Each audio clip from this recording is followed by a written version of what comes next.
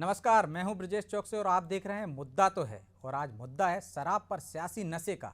हुई महंगी बहुत ही शराब कि थोड़ी थोड़ी पिया करो। पंकज उदास की गजल का आविष्कार मानो मध्य प्रदेश के लिए हुआ था। यहाँ शराब इतनी महंगी हो गई कि सरकार तक को अपनी नीति बदलने के लिए मजबूर होना पड़ा। अब मध्य प्रदेश में शराब सस्ती होने जा रही है। इसके साथ ही मैं खाने के शौकीनों के लिए भी कई रियायतें दी गई हैं। इस पर प्रदेश के नेताओं पर सियासी नशा चढ़ने लगा है। कांग्रेस पूछ रही है 15 जनवरी से शराबबंदी की मांग को लेकर आंदोलन करने की चेतावनी देने वाली पूर्व मुख्यमंत्री उमा भारती कहाँ हैं? क्यों खामोशी ओढ़ ली है? कमलनाथ ने भी तंज कसा, बोले सरकार की नई नीति ऐसी है कि लोग खूब पिएं और पूरे समय नशे में रहें ताकि सरकार की सच्चाई सामने ना आ सके। लेकिन उनके ही दल के एक विधायक इसे रोजगार उपलब्ध कराने वाली नीति बता रहे हैं। तो दूसरी तरफ केंद्रीय मंत्री कह रहे हैं शराब बंद हो गई तो धंधा कैसे चलेगा। तो नई शराब नीति पर छाए इस सियासी नशे पर चर्चा शुरू करें, उससे पहले देखिए ये रिपोर्ट।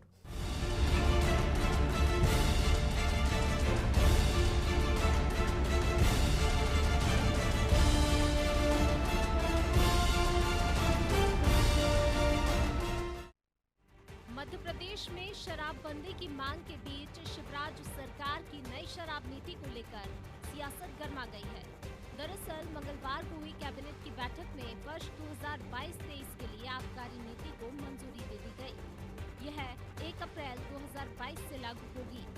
नई आबकारी नीति लागू होने से प्रदेश में देसी और विदेशी यानी अंग्रेजी शराब सस्ती होगी, क्योंकि सरकार ने विदेशी शराब पर एक्साइज ड्यूटी 10 से 13% तक कम करने का निर्णय लिया। तर्क है कि इससे शराब की डिमांड बढ़ेगी और ज्यादा बिक्री होगी।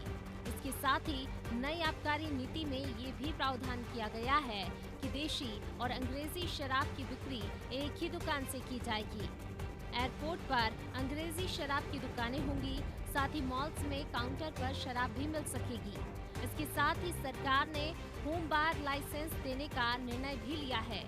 वहीं सरकार के फैसले से पहले ही अपनी ही 15 जनवरी से शराबबंदी की मांग को लेकर आंदोलन करने वाली उमा भारती ने अपना आंदोलन स्थगित कर दिया, जबकि उनके अभियान का समर्थन कांग्रेस ने भी किया था।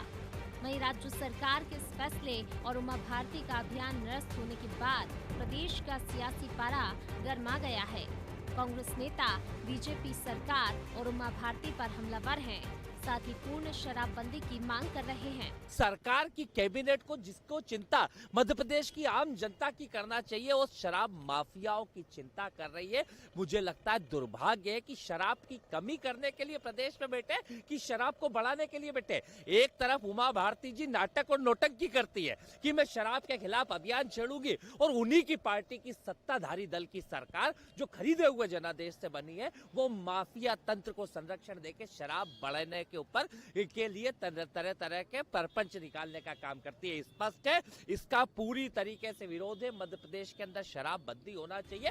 शराब को लेकर जारी सियासत के बीच जहां विपक्ष के तीखे बयान सामने आ रहे हैं, तो वहीं बीजेपी सरकार के मंत्री और नेताओं के बयान भी सामने आ रहे हैं। इस बीच जबलपुर पहुंचे केंद्रीय मंत्री फग्गन सिंह कुलस्ते ने शराब के दामों को लेकर तो कोई जवाब नहीं दिया, लेकिन शराबबंदी मामले पर कहा कि शराब बंद होगी तो धंधा कैसे चलेगा।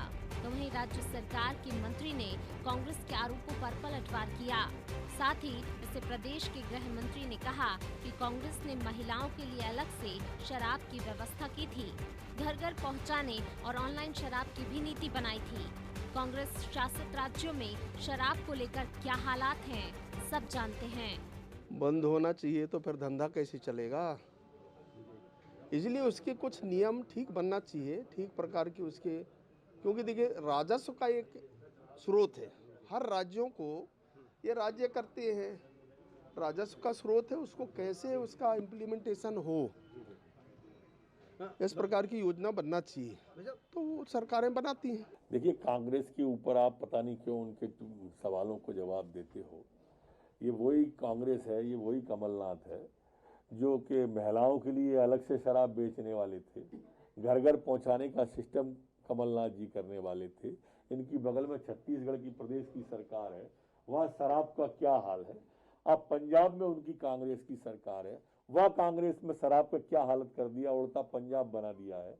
ये क्या सवाल करेंगे कांग्रेस के? राज्य सरकार बीते साल तक शराब को लेकर जागरूकता अभियान चलाने की बात कह रही थी, लेकिन अब शराब को राजस्व से जोड़ती नजर आ रही है। लेकिन सवाल यही कि क्या शराब के दाम कम करने से जहरीली शराब के व्यापार पर लगाम लगेगी और क्या शराब को लेकर राज्य सरकार ने वाकई अपनी नीति बदल ली है। बहरहाल शराब के दाम को लेकर जारी सियासत किस और करवट बदलती है ये तो वक्त के साथ ही पता चलेगा, लेकिन फिलहाल बयानबाजी का दौर जारी है। ब्यूरो रिपोर्ट, अनादि टीवी।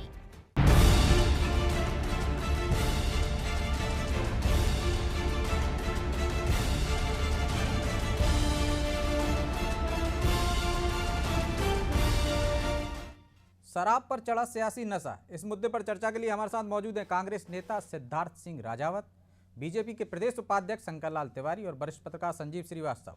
तीनों मेहमानों का बहुत बहुत स्वागत है। तिवारी जी, सुन पा रहे हैं आप मुझे? हाँ, सुन रहा हूँ भाई साहब। शिवराज जी कहते थे कि जागरूकता अभियान चलाएंगे, नई शराब की दुकानें नहीं खोलेंगे, शराब एक बुराई है, इसको धीरे धीरे खत्म करना है। उमा भारती ने कहा था कि 15 जनवरी से वो आंदोलन करेंगी शराबबंदी को लेकर, और अब 360 डिग्री यू टर्न, शराब की नई दुकानें नहीं भले ही खोलेंगे, लेकिन देसी की जगह विदेशी बिकेगी, रियायतें भी मिलेंगी, सस्ती भी मिलेगी। ऐसा क्यों? या जो कमलनाथ जी कह रहे हैं वो सच है कि आप लोगों को इतना मदहोश कर देना चाहते हैं कि आपकी सरकार की सच्चाई उनके सामने ही ना आ पाए? देखिए, मैं आपसे कहना चाहता था कि ये यू टर्न कहाँ से हुआ। युवराज जी ने स्पष्ट शब्दों में कहा था कि शराबबंदी अकेले कानून के डंडे के आधार पर नहीं हो सकती। शराबबंदी के लिए आम आदमी के अंदर जन जागरण और आम आदमी को मानसिक रूप से, सामाजिक रूप से तैयार करना। उमा जी के बारे में बार बार ये अभी कांग्रेस के विधायक चीख रहे थे, कुणाल जी, कि उमा भारती नौटंकी करती है। भाषा का तो कोई संकोच है नहीं कांग्रेस के मित्रों को, जिसको जो मन में आए सो बोलना है। पर उन्होंने भी यही कहा, उमा भारती जी ने भी, कि मैं इसके खिलाफ जन जागरण अभियान चलाऊंगी। इसमें तमाम धार्मिक संस्थाएं और तमाम एनजीओ, सामाजिक संस्थाएं मिल करके आम आवाम का मन परिवर्तन हो कि नशा बुरी चीज है, उससे परिवार नष्ट होता है, पर एकदम से कानून के डंडे से और तो शराबबंदी नहीं वो हो तो सकती। शुरुआत हुई नहीं, उल्टे सस्ती हो गई कि ज्यादा खूब पी सकें लोग। नहीं, आप सुनिए, सस्ती करने के पीछे एक भाव ये भी हो सकता है कि जहरीली शराब और अवैध शराब, उसको कहीं ना कहीं उसके मार्केट को, उसके जो अवैध कारोबार है उसको भी चोट पहुंचाई जाए। क्योंकि पिछले दिनों कुछ अवैध शराब से और दुर्घटनाएं हुई हैं। कोई शराब आज से नहीं बिक रही। 50 वर्ष के अंदर महात्मा गांधी का नारा लगाने वाली कांग्रेस ने कभी शराबबंदी की बात नहीं करी, कभी गोवध बंदी की बात नहीं करी, जबकि महात्मा गांधी का ये एजेंडा था। पर इस सब के बावजूद कम से कम हमारे मुख्यमंत्री ने ये तो कहा है कि नर्मदा के किनारे की उन्होंने दुकानें भी बंद की थी, और हमारे संगठन की नेता आदरणीय उमा भारती जी और मुख्यमंत्री जी स्वयं ये सब कह रहे हैं कि हम इसके बारे में और जन जागरण चलाएंगे, और ये सामाजिक बुराई है, इसको सामाजिक जागरण से ही ठीक किया जा सकता है। ठीक है सिद्धार्थ जी, आप तो घर घर शराब की बात करते थे, महिलाओं को शराब उपलब्ध कराने की बात करते थे, आउटलेट खेलने की बात करते थे, फिर आपको क्या दिक्कत है? शराब सस्ती हो गई, पहले मौतें हुई तो आपने कहा कि शराब इतनी महंगी हो गई कि लोग अब ये शराब और नकली शराब खरीदने के लिए मजबूर हो रहे हैं। देखिए ब्रिजेश जी, पहले तो मैं ये बता दूं कि जैसे दादा बोल रहे थे कि गांधी जी की बात कर रहे थे, और गांधी जी के बाद अभी ये दोनों जो बात करी, ऐसे कई मुद्दे हैं जिनको अपन अगर नहीं छेड़े तो बहुत अच्छा हो। भारतीय जनता पार्टी में सर्वप्रथम जब उमा भारती, सिद्धार्थ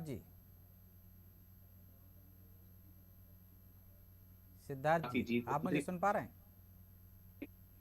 जी आवाज आ रही है? सिद्धार्थ, नेटवर्क प्रॉब्लम है लगता है सिद्धार्थ जी। जी अब रही बात कि घर घर मोदी घर घर शराब, अगला नारा भारतीय जनता पार्टी का यही है। और आप जो कांग्रेस की बात कर रहे थे, तो कांग्रेस जो नीति लेके आ रही थी, उस नीति को उसमें जो नीति बना के जो कैबिनेट में पेश की गई थी, उस नीति को बिल्कुल नकार दिया गया था, उस नीति को लागू नहीं किया गया था। और आप देखिएगा किस प्रकार से कल भिंड के अंदर शराब से 4 मौतें हो जाती हैं। एक तरफ पूरे के पूरे शराब माफिया हैं, वो कहीं ना कहीं मध्य प्रदेश शासन के कुछ मंत्री जो संचालित कर रहे हैं उनके संग मिलके काम कर रहे हैं, और आप देख रहे हैं किस प्रकार से सरकार को गिराया जा रहा है, लोकतंत्र की हत्या की जा रही है और शराब के पैसे का इस्तेमाल किया गया था। जब 28 विधायक गए थे, उसमें कई बड़े बड़े चौंकाने वाले नाम आए थे शराब माफियाओं के। तो आप इस शराब जो नई नीति आई है उसके खिलाफ हैं, लेकिन आपके ही पार्टी के एक विधायक कह रहे हैं कि जो नई नीति आई है, सुनिए, सुन तो लीजिए, एक आपकी ही पार्टी के विधायक हैं लक्ष्मण सिंह, वो कह रहे हैं कि जो नई नीति आई है उससे कई लोगों को रोजगार मिलेगा। पहले ऐसी व्यवस्था थी कि कुछ चंद लोगों के हाथों में एकाधिकार हो गया था, तो आपके यहाँ तो अपनी डपली अपना राग चल रहा है। एक पे तो सेट रहे कम से कम पार्टी। चौकसी जी, आप उनकी भावनाओं को भी समझिएगा, उनका कहने का मूल अर्थ क्या था। उन्होंने कहा था कि अभी तक जो मनमानी चल रही थी शराब माफियाओं की, कम से कम उसमें राहत मिलके अन्य लोगों पे जाएगा। उनका कहना ये नहीं है, आप उसको क्या है कि भारतीय जनता पार्टी या जो भी वो होते हैं, माननीय लक्ष्मण सिंह जी का जो भी बयान आता है उसको बड़ा तोड़ मरोड़ के पेश किया जाता है। उनका कहना, उनके कहने में बहुत कुछ और शब्द साहब मैंने सुना है, आपको कहो तो दोहरा देता हूँ जैसा उनका ब्रजेश जी, कोई उससे एक शब्द भी इधर से उधर नहीं करूंगा। आप आगे तो सुनिए, मैं तो ये बोलना चाहता हूँ कि उमा भारती जी अभी है कहाँ। आप उनसे एक बार, उनको भी आप लाइन पे ले लीजिएगा और उनसे पूछिएगा कि 15 तारीख से जो वो यात्रा निकाल रही थी, उस यात्रा में हवा किसने निकाल दी। शिवराज सिंह जी ने उनकी यात्रा निकालने से पहले ही एक नया फरमान जारी करके अपना एक शराब नीति निकाल दी। इस शराब नीति पे वो कुछ बोलेंगे, और उमा भारती का सबसे बड़ा समर्थन किया था हमारी प्रज्ञा ठाकुर जी ने। अभी प्रज्ञा ठाकुर जी क्यों चुप बैठी हुई है? आपको हर जगह पे दिग्विजय सिंह जी अगर कोई बयान देते हैं तो उस पर तो सारा मीडिया और पूरे विपक्ष और भारतीय जनता पार्टी सब हमलावर हो जाती है। जब वो सामने होंगे तो उनसे भी पूछा जाएगा। अभी तो हमने पूरे पैकेज में सुना है कि उमा भारती खामोश हैं इस मुद्दे को लेके। इससे पहले खबर भी दिखाई थी, आपने शायद सुन नहीं पाए होंगे। मैं यही तो बोल रहा हूँ कि अब उमा भारती जी करेंगी क्या? पहले गंगा में समाधि नहीं ले पाई और अब क्या करेंगी? प्रदेश छोड़ के जाएंगी क्या? या उनको जिनके नाम पे, ओबीसी के नाम पे, पिछड़े के नाम पे, आप तो ये तो बताइए कि कांग्रेस क्या करेगी? कुणाल चौधरी कह रहे हैं कि शराबबंदी होनी चाहिए, तो कांग्रेस शराबबंदी की पक्षधर है क्या? अवश्य पक्षधर है। गांधी जी तो आपकी सरकार आएगी तो शराबबंदी कर देंगे? अवश्य, अगर पूरा प्रस्ताव लेकर आएंगे, उसमें पूरी कैबिनेट में सहमति होगी तो उस पर पूरा अमल किया जाएगा। आप देखिए आज गुजरात से लोग, आप देखिए ब्रजेश जी, गुजरात से लोग आके शराब के ऊपर जो अभी बोल रहे थे कि कांग्रेसी और ये तिवारी जी, तो तिवारी जी को संज्ञान में ले लूं कि गृह मंत्री जी के पुत्र उनके आदेश पे मध्य प्रदेश के शराब के जो बड़े बड़े टेंडर हैं उनके इशारे पे चल रहे हैं। आपको शायद मालूम नहीं है, उसके ऊपर जो QR कोड और टैग मार्क लगता है वो किस कंपनी का, जरा ये भी पता कर लें कि मध्य प्रदेश में शराब के ऊपर किसका हाथ है और किसके हाथ में पूरी शराब माफियाओं की। तिवारी जी से पूछ लेते हैं कि माफिया पे कार्रवाई क्यों नहीं होती? और कांग्रेस तो जब सरकार में आएगी शराबबंदी करेगी, लेकिन आप बंदी की बात करते थे लेकिन आपने की नहीं। इसका जवाब दे। पहले, इससे पहले मैं संजीव जी के पास जाना चाहूंगा। संजीव जी, जो शराब नीति में बदलाव किया है, सरकार पहले कुछ और कह रही थी और अब नए सिरे से, क्या जो मौतें हुई हैं लगातार, हम उज्जैन में देखें, मुरैना में देखें, अभी जो भिंड में 4 मौतें हुई हैं, और जो एक समिति बनी थी उसकी सिफारिशें इसमें देखी जा रही हैं नीति में, तो आप कैसे देखते हैं इस नीति को सियासत से हटकर? देखिए, सबसे पहली चीज ये है ब्रजेश जी, जो फग्गन सिंह कुलस्ते अभी बात कर रहे थे, राज्यों के पास कोई ऐसे विकल्प नहीं है जिससे कि वो अपनी खुद की आय के साधन खड़े कर सके या हो सके। जब से GST लागू हुआ उसके बाद और सिमटी है, सरकारों की हालतें और खराब है। उसके पास जो बचा है शराब है या पेट्रोल डीजल है, जिसपे वो अपने अदर टैक्स लेके जो कर रही है, या तीसरी चीज पंजीयन मुद्रांक है।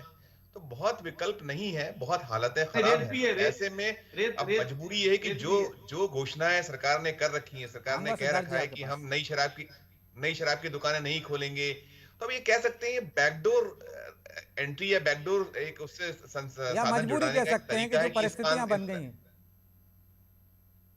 मेरी आवाज पहुंच रही है आप तक? जी संजीव जी, या मजबूरी कह सकते हैं कि सरकार के सामने जो परिस्थितियां हो गई हैं, आर्थिक संकट है, कोरोना काल है, तो राजस्व तो बढ़ाना है कहीं ना। बिल्कुल बिल्कुल, आपको राज्य को चलाना है, राज्य को संचालित करना है, तो ऐसे में संचालन कैसे हो, उसमें यही सब होता है। फिर जो आप क्या होता है कि दोहरी एक जो दो मुंहापन है, मैं इसको ऐसे लूंगा कि या जी तो सरकार ये बंद करे कि हम नहीं खोलेंगे, हिपोक्रेसी हिपोक्रेसी है, हिपोक्रेसी को छोड़ना होगा। आप खुलकर आइए कि हमारे पास में हमारे को राज्य चलाने के लिए ये सब चीजें चाहिए और इसके लिए हमें करना होगा। जी और दूसरी चीज ये भी, जब आपके यहाँ महंगी शराब होती है, आप तुलना करिए दूसरे राज्यों से, जो आपके पड़ोसी राज्य हैं वहां शराब काफी सस्ती है, तो आपके पास कठिनाई ये भी होती है कि बहुत जमकर उसका स्मगलिंग होती है, आपको दूसरे जी राज्यों से शराब यहाँ पहुंचती है। फिर आपका जो अपना राज्य का जो शराब माफिया है, शराब का जो पूरा काकस है, उस पे आपकी कोई भी नियंत्रण नहीं है। वो आपको कहीं ना कहीं आपके जो एक पूरे का पूरा गठजोड़ है, उसमें अफसर भी मिले हैं, आबकारी महकमा भी शामिल है, कि जो आपका आप जो कोशिश करते हैं, जो आप लक्ष्य रखते हैं, वो लक्ष्य को साधने में वो कहीं आड़े आता है। तो ये जी सारे कारक ऐसे हैं, इन सारे कारकों की सरकार की बेहद बेहद मजबूरी है। लेकिन हाँ, ये जो फैसला हुआ है, मुझे नहीं लगता है कि ये राज्य के हित में। इससे आप जब सस्ती करिएगा तो निश्चित तौर पर शराब की सेवन बढ़ेगा, सेवन बढ़ेगा तो नशाखोरी की जो स्थितियां हैं, नशाखोरी तेज लेकिन होगी, संजीव जी, बढ़ेगी, उसके लगातार बाद में जब जो मौतें हिंसा हो होगी, रही थी। हिंसा बढ़ेगी, और राज्य को इसके कई सारे बुरे परिणाम भोगने होंगे। ब्रजेश जी, इस पे कहीं ना कहीं विचार करना। उमा भारती की अपनी कठिनाई है, वो अपनी एक जी पॉलिटिक्स कर रही है कि उनको अपना एक राजनीति कहीं ना कहीं जो उनका अपनी प्रेजेंस दर्ज कराना है। और मुमकिन नहीं कि शराबबंदी, अब शराबबंदी वाले राज्यों को उठा के देखिए, चाहे वो बिहार हो चाहे गुजरात हो, वहां क्या हालात है, वहां किस तरीके से शराब का सेवन और खपत होती है, किसी से जी छुपा हुआ नहीं। तो कुल लेकिन संजीव मिलाकर जी, सरकार की संजीव मजबूरी जी, और जो उसकी आवाज कठिनाई है, उसके तहत ये फैसला हुआ। लेकिन संजीव आवाज जी, याद जब रखिए शराब महंगी हो गई अच्छा। थी तो बार बार ये बात कही जा रही थी कि जो अवैध शराब और जहरीली शराब लोग पीकर मर रहे हैं, उसकी सबसे बड़ी वजह यह है कि शराब अपने यहाँ महंगी है। तो वो जो अवैध कारोबार करने वाले हैं वो सस्ती शराब दे देते हैं और वो जहरीली होती है, इस कारण मौतें हो रही थी। तो एक तरफ तो ये आप निर्णय को सही नहीं मानते हैं कि यदि आप करें कि शराब ज़्यादा, जो पीने वाला है वो तो पिएगा ही, यदि सस्ती कर दी, थोड़ी सी सस्ती कर दी, तो उसके दायरे में आ जाएगी, वो अवैध नहीं खरीदेगा। नहीं देखिए, ऐसा नहीं। जब ये होगा तो जो अवैध बेचता था, अवैध को उसको अपना तरीके निकालेगा, उसमें और मिलावट का कुछ पुट बढ़ाएगा और आपको और सस्ती देगा, तो वो रुकने वाली स्थिति नहीं है। हाँ, ये जरूर है कि कुछ थोड़ा बहुत बैन लग पाया तो लग पाएगा, लेकिन ओवरऑल जब आप जाइएगा तो ओवरऑल में हम जाकर वहीं खड़े होंगे। हमारे राज्य में जो हालात है, हमको इसको यदि नियंत्रित करना है, तो जी मेरी अपनी राय या मशवरा ये है, इसमें जो गठजोड़ है, चाहे वो शराब के जो व्यापारी हैं या जो जी अफसरशाही नौकरशाही है, जो आबकारी अमला है, ये सब मिले, ये सब जब इस पे नियंत्रण करेंगे, ठीक। आपको टैक्स की जो चोरी होती है, टैक्स चोरी के चक्कर में बहुत सारी चीजें आप कैसे इसमें नहीं करते। बहुत सारे डिस्टिलरीज है जहां से कई बार सामने आ चुका, पहले किस्से हुए हैं, मामले हुए हैं, जिसमें सामने आया कि उनकी भी कहीं ना कहीं जो नकली शराब होती है, जिस तरीके से होता है, उसमें वो भी कहीं ना कहीं शामिल पाए जाते हैं, उनको ब्लैकलिस्ट किया गया है। तो ठीक। ये जो स्थिति है, इनको नियंत्रित करना है, तो नियंत्रित करने के लिए आपको कोई तिवारी जी, चाक चौबंद वही व्यवस्था बात बनानी जो पड़ेगी। शराब सिद्धार्थ जी की कह रहे थे, वही संजीव जी कह रहे हैं कि आपकी दो मुंहपन बात है, और दूसरी बात ये कि आप माफिया पे अंकुश नहीं लगा पा रहे हैं, और शराब इस तरह से सस्ती कर देंगे तो उसके दुष्परिणाम भी देखने को मिलेंगे। आप खुद, आपकी सरकार खुद कहती थी और खुद मुख्यमंत्री कहते थे कि शराब और नशे की वजह से अपराध बढ़ रहे हैं, तो अपराध नहीं बढ़ेंगे क्या? मेरी समझ में जो भाई साहब ने सुझाव दिए हैं, उन सुझावों को मैं कुछ मैं मानता हूँ, वो सुझाव सरकार तक पहुंचेंगे। पर मैं कांग्रेस के मित्र से पूछना चाहता हूँ, कांग्रेस का काम हो गया है, कोई भी नीति आवे, कुछ भी आवे, पर उस नीति में कांग्रेस पार्टी सिर्फ विरोध के लिए विरोध करती है। क्या किसी कांग्रेस के नेता ने शराब की जो नई नीति आई उसको पढ़ा है क्या शब्दशः, और कोई सुझाव है क्या उनके पास? लक्ष्मण सिंह जी ने इसका समर्थन। जी जी जी, तिवारी जी, तिवारी जी, आप मुझे सुन पा रहे हैं? घातक है। और दूसरा भाई कह रहा है, कांग्रेस के नेता है लक्ष्मण सिंह, वो कोई समर्थन कर रहे हैं। क्या लक्ष्मण सिंह पर कांग्रेस पार्टी संज्ञान लेके कोई कार्रवाई करेगी? और इसलिए सिर्फ विरोध के लिए विरोध करना, एक लाइन इन्होंने शराब नीति के सौदे को पढ़ा नहीं और टीवी में बैठ के विरोध करने लगे। मेरे पूछना है, मेरा सवाल है, क्या इन्होंने पढ़ा? क्या कोई समीक्षा हुई उसके नीति की? और क्या इनके पास कोई सुझाव है? अगर नहीं है तो लक्ष्मण सिंह जी के मामले में सिर्फ अकेले ये कह करके बचना कि लक्ष्मण सिंह जी का ये व्यक्तिगत विचार है। अरे वो आपकी पार्टी के चुने हुए विधायक है, आपके सिंबल से चुने हैं, आपके वरिष्ठतम नेता, जो भले जनता में उनका कुछ न बचा हो, उनके सगे भाई हैं। और ये जो कोई किराने की दुकान चल रही है क्या? एक राजनीतिक दल का कार्यकर्ता होने के नाते मेरा सवाल है तिवारी जी, तिवारी जी, आप प्रदेश के वाइस प्रेसिडेंट हैं भारतीय जनता पार्टी के। आपके मुंह से ये बातें शोभा नहीं देती। आप मुद्दे की बात कीजिएगा। आप जो नीति की बात कर रहे हैं, नीतिगत बात कर रहे हैं, वो नीतिगत बात नहीं कर रहे हैं, नीति की बात कर रहे हैं। नीति में आपको बता दूं क्या है। आप सुनिए, आप घर घर में शराब की दुकानें खुलवाने की बात कर रहे हैं, बियर बार खुलवाने की बात कर रहे हैं, आपको याद है कि नहीं? महिलाएं भी शराब की दुकान में बैठेंगी।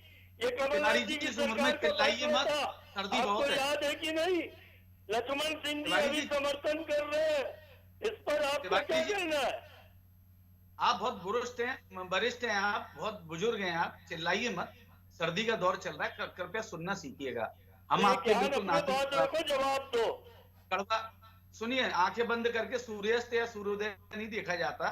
आपकी कथनी और करनी में यही अंतर है। क्या है, भारतीय जनता पार्टी के आप लोग मुखबिर रहे हैं, 300 रुपए प्रतिमा लेते थे, तो अंग्रेजों की नीति पे चल रहे हैं, इसलिए आपको सुनना पसंद नहीं है। जोर जोर से आप सुनिए, पहले सुनिए, शराब नीति मैंने पढ़ी है। अरे आप छत्तीसगढ़ में, पंजाब में, महाराष्ट्र में शराबबंदी है क्या? सिद्धार्थ आगे मामले में कुछ कह सकते हैं? सिद्धार्थ जी, आपके पड़ोसी राज्य छत्तीसगढ़ में आपकी सरकार है, वहाँ होम डिलीवरी की व्यवस्था कर दी। आप मध्य प्रदेश में ऑनलाइन व्यवस्था करने जा रहे थे। जब व्यवस्था उसी आपके अनुरूप ही हो रही है, आपके सरकार की जो नीतियां थी, तो फिर विरोध क्यों? या जो तिवारी जी कह रहे हैं, विरोध से विरोधी करना है बस।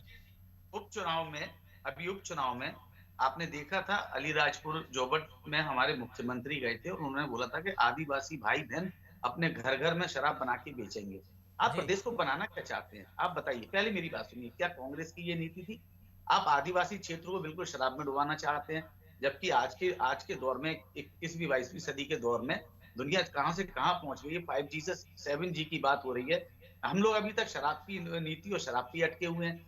आप एक बात बताइएगा, आप जो अभी जैसे तो आपकी सरकार आएगी तो वो नीति नहीं लागू रहेगी आदिवासी क्षेत्रों में शराब बनाने और बेचने की? अरे कांग्रेस की सरकार में 50 साल आदिवासी क्षेत्रों में शराब बनाने की छूट थी आदिवासी परिवारों को।